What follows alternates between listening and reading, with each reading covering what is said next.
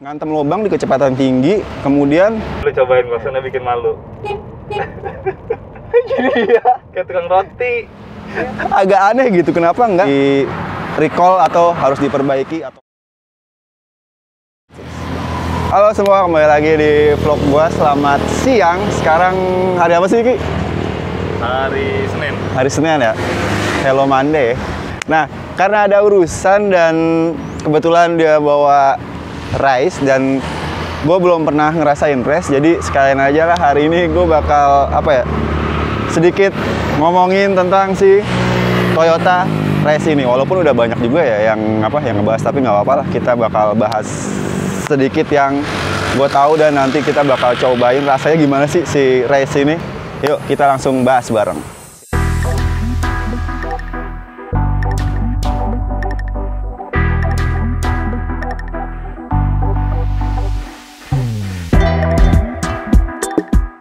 Aja mobil 200 jutaan sama LCGC, lebih lengkap LCGC untuk semua.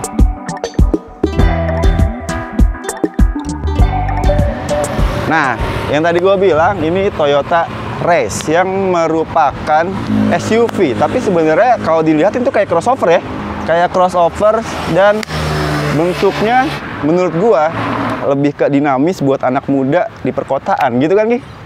Betul. Setuju gak? Setuju. Nah, ini depannya kayak gini. Di sini kayak desain-desain bahasa desain Toyota tuh sekarang rata-rata gini ya. Mirip-mirip gitu. Tuh, lampunya udah LED semua dan ini si race yang tipe GR Sport. Jadi dia ada tipe yang G biasa, manual CVT. Terus ada yang GR Sport dengan transmisi CVT dan TSS. Tapi yang ini bukan yang TSS atau Toyota Safety Sense. Nah, bagian depannya yang tadi gue bilang kayak gini, lampunya udah LED semua, ada fog lamp, ada day running light. Di sini gede banget ya ininya, grillnya ini. Terus ada spoiler juga di sini. Ya, teman-teman mungkin udah banyak di review-review yang lain yang ngebahas bagian-bagian eksterior dari si race ini. Nah, ini bagian sampingnya dia pakai peleknya tuh 17 inch dengan profile ban 205/60. Nah, dia remnya udah pasti ya depan mobil sekarang tuh. Disc brake, belakangnya masih biasa. Nah, itu bagian sampingnya. Terus spionnya udah, kalau lo kunci itu dia bakal nutup sendiri ya. Kayak gini. Tuh. Udah auto retractable kalau kuncinya lu lock. Nah, ini sebenarnya yang menurut gua agak ganggu, kenapa sih turbonya di sini ya? Agak aneh gitu, kenapa nggak di belakang? Biasanya kan mobil-mobil itu di belakangnya di sini turbo gitu, kayak cuman aftermarket gitu doang, lu tempel turbo gitu. Nah, ini bagian sampingnya dia udah smart entry ya, tinggal dipencet gini lu bisa masuk gitu. Terus bagian belakangnya kayak gini, compact banget sih. Bahkan ini kalau gua lihat ya, agak kayak robot gitu ya, agak terlalu berlebih di bagian ininya nih. Terus di sininya ada kayak diffuser, tapi ini nggak guna, kayak kosmetik doang. Mungkin buat bikin si tampilan belakangnya lebih proper. Terus ada bacaan GR Sport. Nah, GR nih yang gua tahu ya, kalau GR Sport itu cuman penambahan kosmetik agar dia terlihat seperti racing. Nah, kalau di luar itu GR itu kan Gazoo Racing ya. Jadi Gazoo Racing itu adalah kayak produk-produk high performance dari si Toyota. Biasanya kalau yang high performance itu GR-nya ada di bagian depan, kayak GR Yaris, terus GR Supra itu biasanya ada di depan. Tapi kalau yang produk-produk yang seperti ini, itu biasanya GR-nya di belakang, kayak Race GR Sport, terus Fortuner GR gitu sekarang ada ya. Nah, itu mungkin RAS. Kalau dulu itu namanya TRD.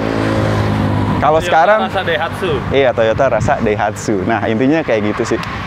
Nah, ini bagian belakangnya tadi gue bilang ada bacaan race standar, ada high mount stop lamp, tapi nggak ada rear defogger, ada wiper dan ada lambang Toyota. Terus ada spoiler juga di bawah. Nah, kayaknya sekilas itu aja bagian eksteriornya. Menurut gue sih, apa ya, desain dari race ini itu cocok banget buat teman-teman yang masih muda, terus suka banget bentuk-bentuk yang dinamis untuk di perkotaan. Intinya itu aja bagian eksteriornya. Sekarang gue mau coba lihat bagian dalamnya. Yuk.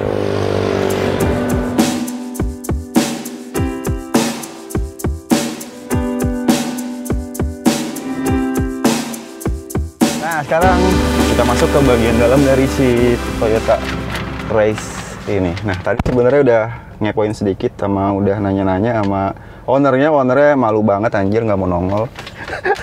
Nah, ini bagian dalam ya. Desainnya cukup menggoda juga sih pertama kali masuk gitu. Tapi ketika lo coba cari tahu lebih dalam, ini sebenarnya banyak yang agak-agak bikin si race ini agak gimana gitu, agak kurang apa ya? Kurang kerasa mewah ya, Bray. Ketika lu lagi begini, ini tuh kayak plastik gitu. Ya plastik tuh sebenarnya nggak apa-apa ya, tapi ini kayak tuh kayak nggak solid gitu tuh. Terus di sini nih di atas ini kalau lu pencet nih tuh begini-gini tuh, jadi kayak plastiknya tuh nggak apa ya, nggak solid sama kurang greget gitu. Terus di sini juga ada beberapa kayak finishingnya tuh kayak nggak rapi ya, Ki ya? Tuh kayak gini-gini tuh. Nah, intinya itu sih bahannya soft touch-nya tuh cuman ada di sini nih buat sandaran tangan gitu.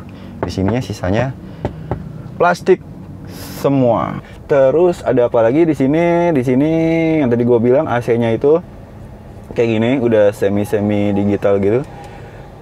Masih puter-puteran. Di sini pengaturan besar kecilnya si fan AC-nya, terus udah auto climate nih tuh. Sayangnya itu aja sih, nggak ada pengaturan arah semburan. Ya itu satu hal yang cukup krusial sih buat sebagian orang, karena lu nggak bisa mengatur arah semburannya.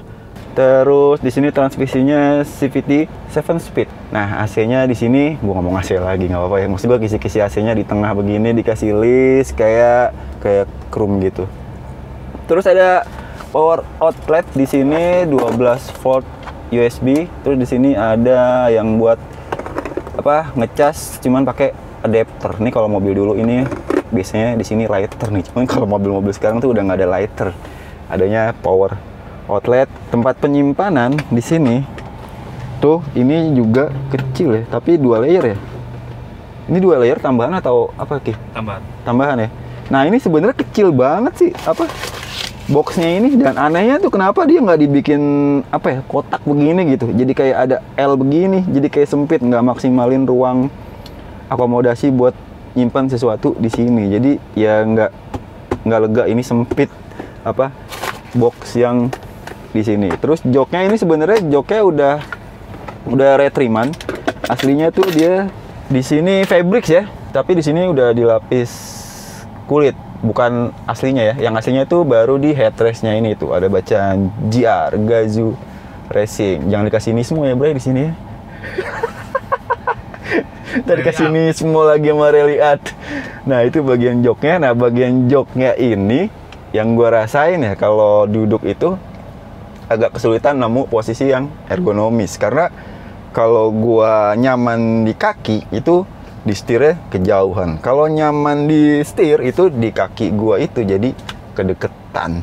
Jadi untuk cari posisi nyetir ergonomis di sini agak susah, karena setirnya itu di sini cuman bisa tilting tapi nggak bisa teleskopik. Sayang banget sih, kalau bisa teleskopik mungkin lebih asik nih, karena posisinya bisa lebih lu setel se-ergonomis lu.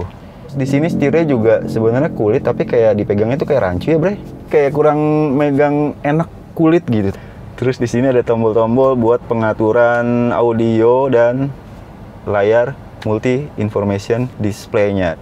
Terus di speedometernya nih. Speedometernya ini cukup bikin ngehibur mata aja sih. Jadi kayak ketika nge-speedometernya biar kerasa ini mobil mewah gitu.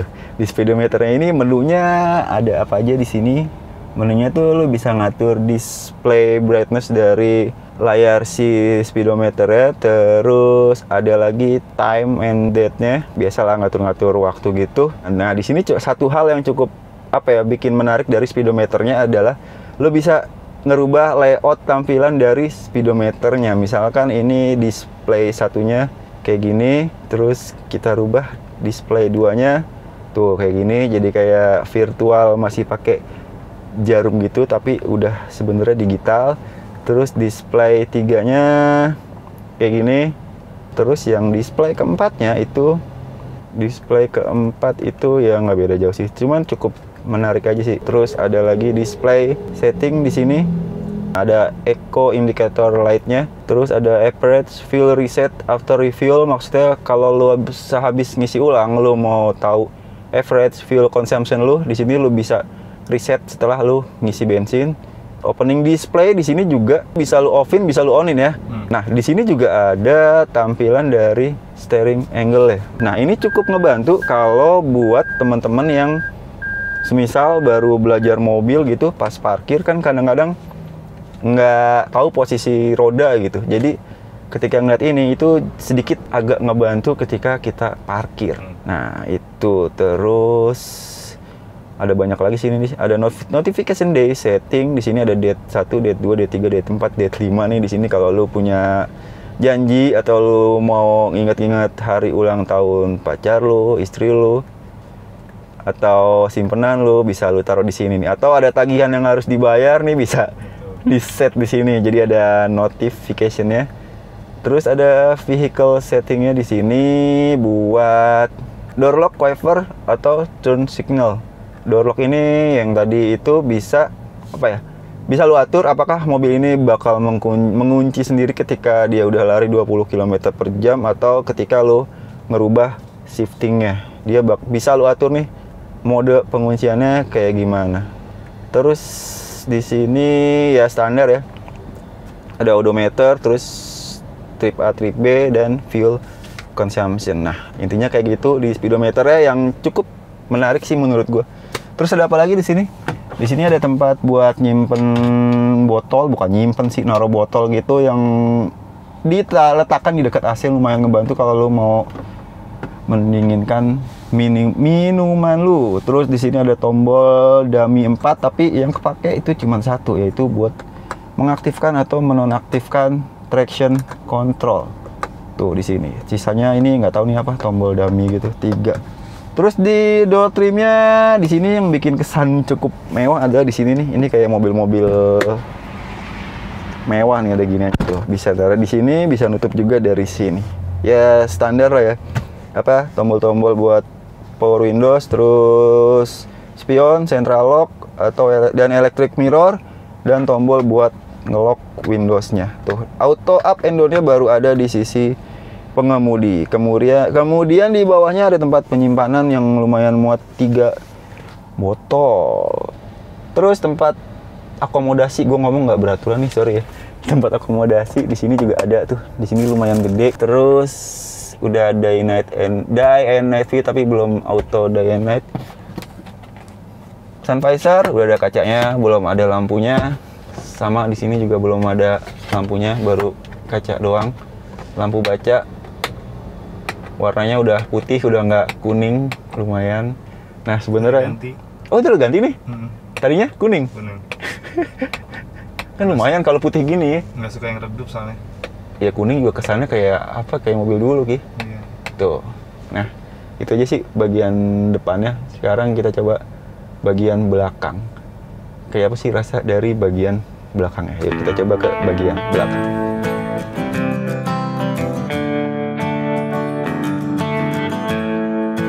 Nah, sekarang kita kepoin bagian belakangnya. Bentar ya, ada tas gua.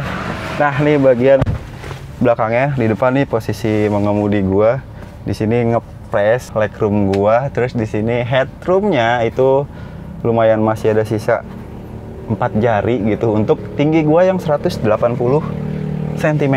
Nah, di sini ketika lu duduk di belakang itu yang bikin agak sedikit nggak nyaman adalah bangkunya ini agak kurang miring ke belakang ya. Artinya di sini masih agak terlalu tegak gitu. Jadi kalau orang dewasa untuk pergi jauh itu kurang begitu nyaman karena masih terlalu tegak. Dan di sini sayangnya itu kenapa di sini nggak dikasih handrest gitu, biar agak sedikit santai. Di sini nggak ada handrestnya gitu, tapi di sini ada headrest ya tuh. Di tengah ada headrestnya, terus sabuk 3 titik untuk 3 penumpangnya di kiri, di kanan, dan di tengah. Terus power outlet di sini cuma 1 di sini tuh, jadi agak sedikit berebutan kalau ngecas handphone. Dan ruang akomodasi di belakang ini itu terhitung cukup minim gitu, nggak ada cup holder di bagian tengah ini gitu. Maksud gue yang tadi itu kalau di sini ada handrest terus dikasih kayak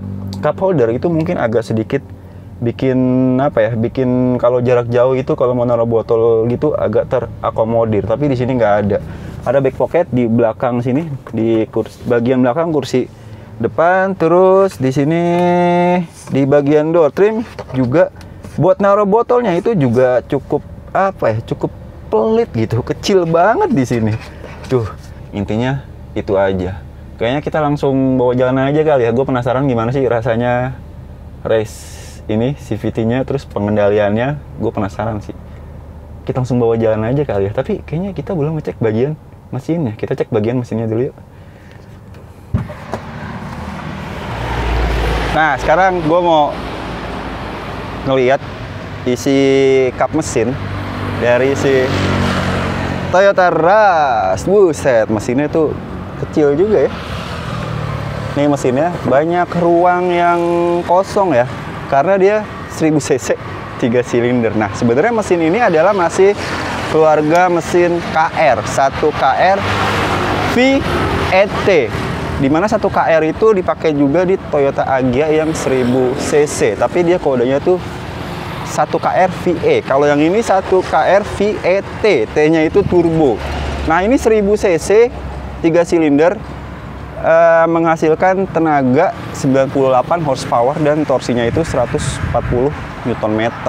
Cukup tinggi karena dia di force induction ya, alias pakai turbo. Jadi tenaganya itu sedikit membengkak dari yang 1 KR VE biasa yang dipakai di Toyota Agya. Kalau nggak salah itu mesinnya itu ada beda di ukuran struknya. Kalau nggak salah ini si 1 KR VET ini karena dia pakai turbo, jadi struknya itu lebih pendek daripada 1 KR yang naturally aspirated. Dan kompresinya juga lebih rendah daripada yang naturally aspirated. Kalau nggak salah ini kompresinya 1:9,5 gitu. Kalau yang 1 KR VE itu 1:11 gitu kalau nggak salah. Nah, sebenarnya kompresi rendah gitu boleh nggak sih kita minum BBM yang oktannya lebih rendah gitu? Sebenarnya kalau menurut gua, karena dia mesinnya turbo, itu harus dengan oktan yang tinggi, Pertamax sih minimal lah ya, untuk turbonya ini lebih terjaga keawetannya, susah ya ngomongnya.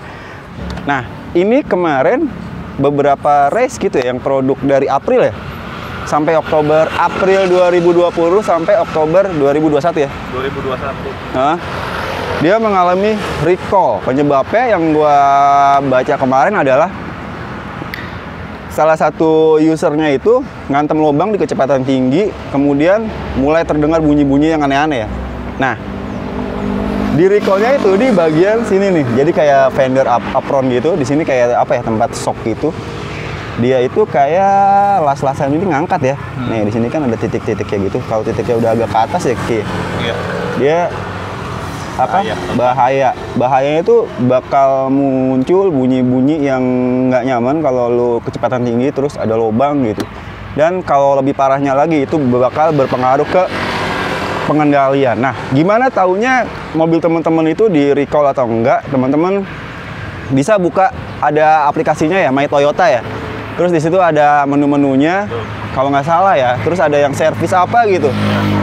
Itu teman-teman bisa login terus masukin VIN, vehicle identification number-nya ya. Nah, iya, nomor rangkanya nanti bakal ketahuan mobil teman-teman bakal di recall atau harus diperbaiki atau enggak. Nah, intinya itu aja bagian mesinnya. Kita langsung cobain aja.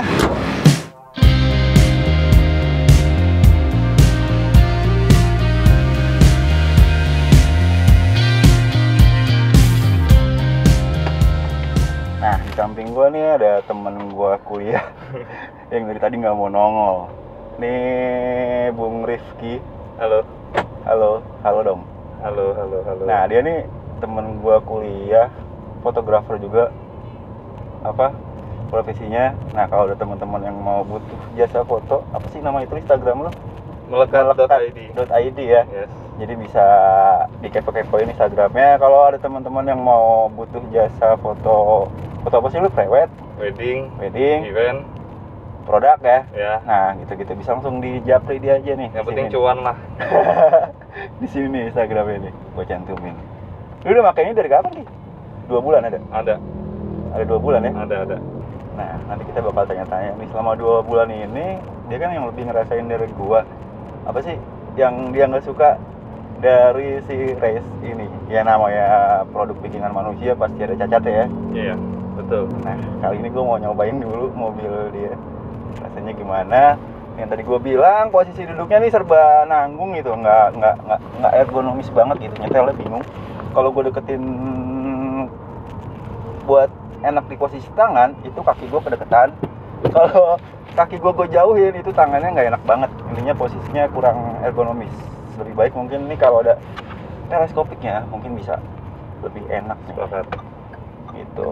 Terus yang kedua kedepan kabin ini nggak gimana banget, average gitu.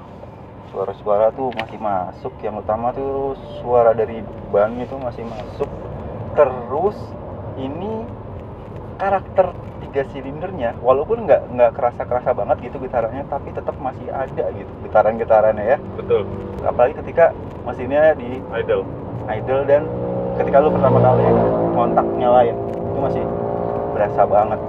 Kemudian visibilitas sih enak ya, aman visibilitasnya. Pilar A-nya nggak gede banget dan nggak ganggu ya kalau lu mau belok ke kanan gitu. Iya. Kalau lu butuh visibility ke kanan ini nggak ngeganggu banget gitu. Pandangan ke belakang enak, ke depan juga ya walaupun nggak commanding banget tapi ini masih cukup terlihat dengan baik gitu. Tuh, yang tadi gue bilang suara motor tuh masih masuk gitu, traffic noise. Ini kaca gue bilang nggak ada yang rapat tapi udah rapat semua. Masih agak masuk gitu. Kedepan kabinnya biasa banget gitu. Terus ini front wheel drive menggerak ke roda depan. Oh iya, gua kan belum tahu nih, baru pakai nih. Konsumsi bahan bakarnya berapa nih Ki? 12:1 buat dalam kota. Kombinasi lah ya. Kombinasi.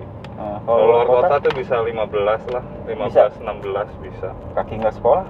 Sekaki-kakinya nggak sekolah lah berapa? Ya 15 lah. 15 ya? Luar kota ya? Luar kota ya? Ya, kalau dalam kota bisa ya 11-12 lah.